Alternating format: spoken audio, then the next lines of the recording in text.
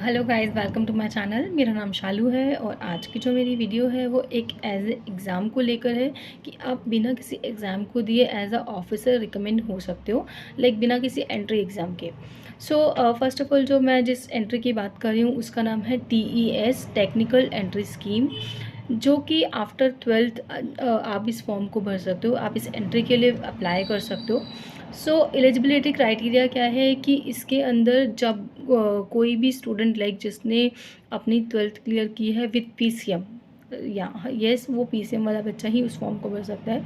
अगर आपके पास 12th के बाद 12th में PCM सब्जेक्ट्स थे, फिज़िक्स, केमिस्ट्री, मैथ्स, और उसके अंदर आपके 70 या 70 से अबव मार्क्स आ जाते हैं तो आप डायरेक्टली SSB के लिए जा सकते हो और उस फॉर्म को आप अप्लाई कर सकते हो।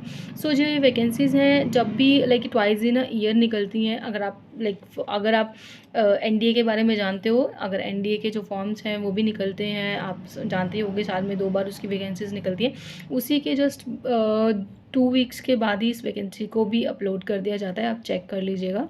सो फर्स्ट वैकेंसी जो है वो TES है और क्वालिफ़िकेशन जो उसके लिए चाहिए PCM क्लियर होनी चाहिए, और PCM के अंदर आपके 70% से अबव मार्क्स होंगे तो आप उस वैकेंसी को अप्लाई कर सकते हो।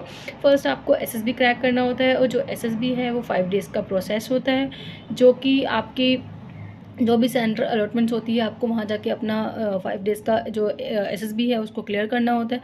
देन आफ्टर दैट उसके बाद आपका मेडिकल होता है। मेडिकल अगर आप क्लियर कर लेते हो तो आप रिकमेंड हो जाते हो एज अ ऑफिसर TES के थ्रू, बट आप जाते हो वो आर्मी के अंदर। ऐसे ही एक दूसरी एंट्री है जिसका नाम होता है 10+2 BTech एंट्री।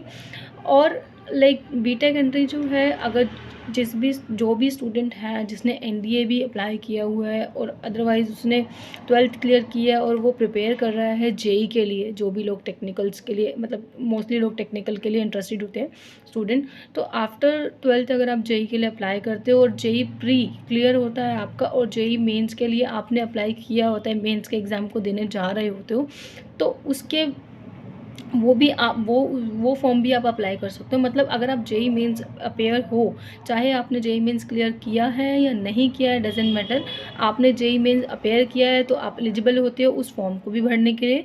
उस फॉर्म का नाम होता है 10+2 BTech एंट्री। BTech एंट्री जो है वो डायरेक्टली नेवी के लिए होती है।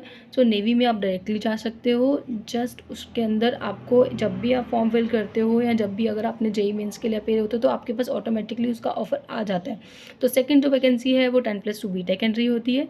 ये जो बात कर रही हूँ, ये जो मैं बात कर रही हूँ ये है 12+12 वाली वैकेंसीज, जो 12th के बाद आपको। सो आफ्टर ग्रेजुएशन भी आप इस वैकेंसीज़ को, मतलब इस एंट्री को अप्लाई कर सकते हो। डायरेक्टली आप SSB के लिए अप्लाई कर सकते हो। सो इसमें क्या है कि जिस भी स्टूडेंट ने अपनी ग्रेजुएशन BTech के थ्रू कंप्लीट की है, चाहे वो जिस भी स्ट्रीम से की हो उसने, उसके अंदर ग्रेजुएशन के अंदर उनका 50% मार्क्स आना कंपलसरी है। अगर आप 50% मार्क्स गेन करते हो या 50% से आप अब भी मार्क्स गेन करते हो तो आप डायरेक्टली अप्लाई कर सकते हो इस वैकेंसी के लिए। इस वैकेंसी का जो नाम है वो SSC टैक है। SSC टैक 52, 53, 54 में भी अभी 74 चल रहा है, तो आप अप्लाई कर सकते हो उसके लिए।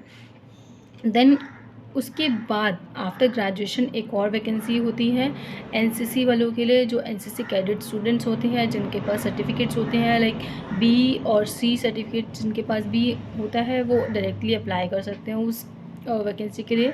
तो उनकी भी एक एंट्री ऐसे ही निकलती है, लाइक NCC स्पेशल एंट्री, तो वो उसके थ्रू भी उसको अप्लाई कर सकते हैं। बाकी ये 4 वैकेंसीज़ होती हैं जो आप डायरेक्टली अप्लाई कर सकते हैं। अगर इन केस अगर कोई वैकेंसीज़ ऐड होती है इनके बीच में तो मैं आपको उसी का भी एक वीडियो बना के अपलोड कर दूँगी।